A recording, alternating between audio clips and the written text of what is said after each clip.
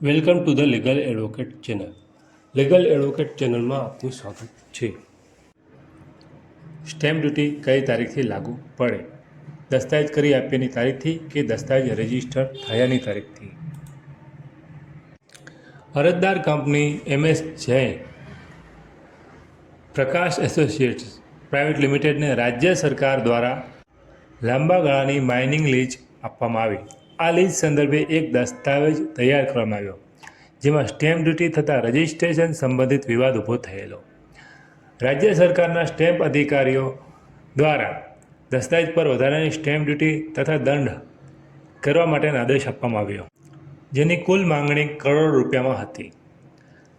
અરજદાર તરફથી આદેશને પડકારવામાં આવ્યો અને દલીલ કરવામાં આવી કે સ્ટેમ્પ ડ્યુટી કાયદા મુજબ દસ્તાવેજની એટલે કે દસ્તાવેજ બનાવવાની અથવા સહી કરવાની તારીખ અનુસાર નક્કી થવી જોઈએ, જ્યારે રાજ્ય તરફથી દલીલ કરી કે સ્ટેમ્પ ડ્યુટી રજિસ્ટ્રેશન અથવા અધિકારીના આદેશથી તારીખ પ્રમાણે હોવી જોઈએ.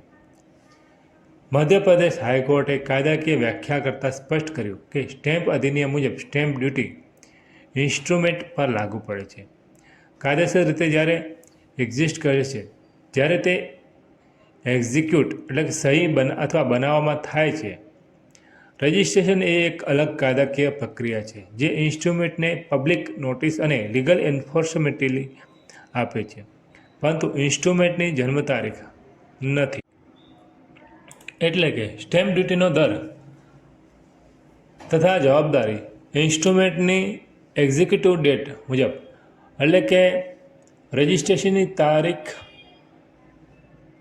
તો સ્ટેમ્પ અધિકારીના આદેશ મુજબ નહીં, પરંતુ દસ્તાવેજ બનાવ્યો અથવા જ્યારેથી સહી કરી તે અનુસાર નક્કી થવી. Messrs Rambapu hotels India private limited વિરુદ્ધ સ્ટેમ્પ કલેક્ટર અલવારાના કેસમાં આ ચુકાદો આપવામાં આવેલો છે. આવા જ અન્ય વિડીયો જોવા માટે તમે અમારી legal advocate channel follow subscribe કરી અને જો કોઈ પ્રશ્ન હોય તો કમેન્ટમાં જણાવી શકો છો.